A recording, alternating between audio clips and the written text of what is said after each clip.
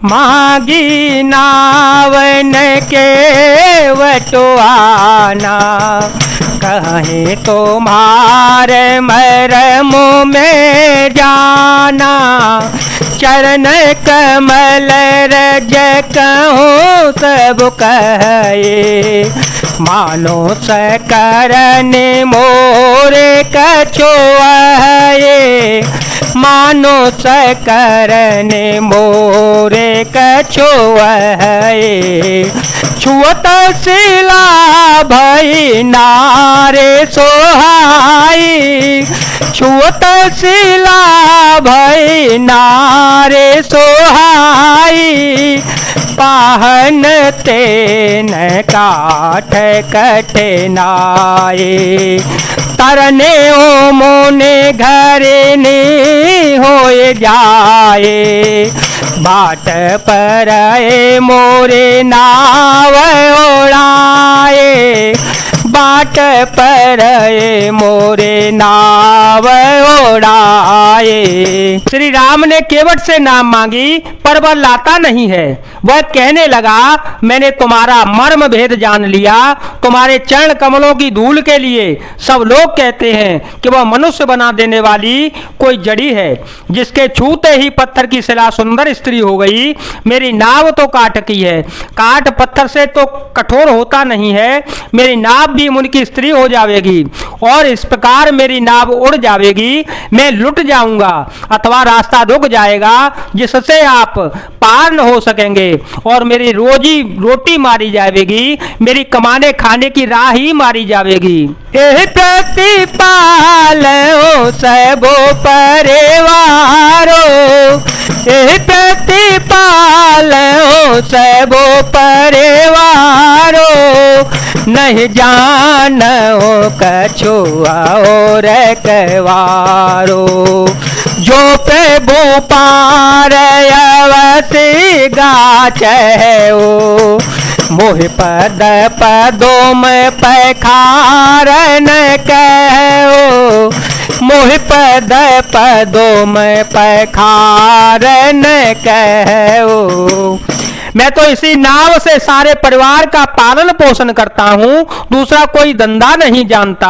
हे प्रभु, यदि तुम अवश्य ही पार जाना चाहते हो तो मुझे पहले अपने चरण कमल पखारने दो, धो लेने दीजिए। कह दीजिए पद कमल धोई चढ़ाए। नावन नाथ उतराई चहो। मोहि राम राउरियान दशरथ सपथ सब साची कहो। बरो तीर मारहो लखनऊ पे जब लगे न पाय पखारी हो। तब लगे न तुलसी दास नाथ कृपाल पारो तारियो। हे नाथ, मैं चरण कमल धोकर आप लोगों को नाव पर चढ़ा लूंगा। मैं आपसे कुछ उतराई नहीं चाहता। हे राम, मुझे आपकी दुहाई और दशरथ जी की सौगंध है, मैं सब सच सच कहता हूँ। लक्ष्मण भले ही मुझे तीर मारे पर जब तक मैं पैरों को पखार न लूंगा तब तक हे तुलसीदास जी के दास, हे नाथ, हे कृपालु, मैं पार नहीं उतारूंगा। सोने के वट के देन पे मल पेटे अटपटे। देह से करुणाएन चेताए जान की लखन तन। केवट के प्रेम लपेटे हुए अटपटे वचन सुनकर करुणाधाम श्री रामचंद्र जी जानकी जी और लक्ष्मण जी की ओर देखकर हंस पड़े। कृपा सिंधु बोले मुस्काई। सोई करो जे तव नावन जाए। बेगियानो जल पाय पखारो। होत बेलम्बो तारे पारो। जासु नाम सुमिरत एक बारा उतरहि नर भव सिंधु अपारा। सोई कृपाल के वटहि निहोरा। जहि जगो कियते हो पगहु ते थोरा। राम सिया राम सिया राम सिया राम। सिया राम जय जय राम।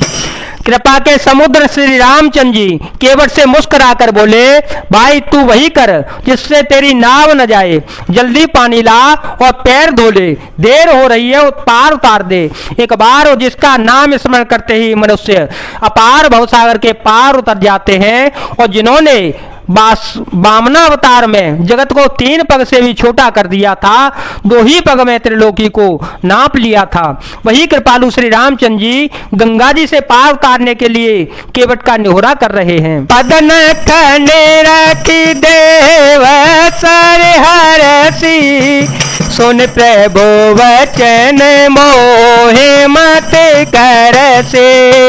केवट राम रजाय सुपावा।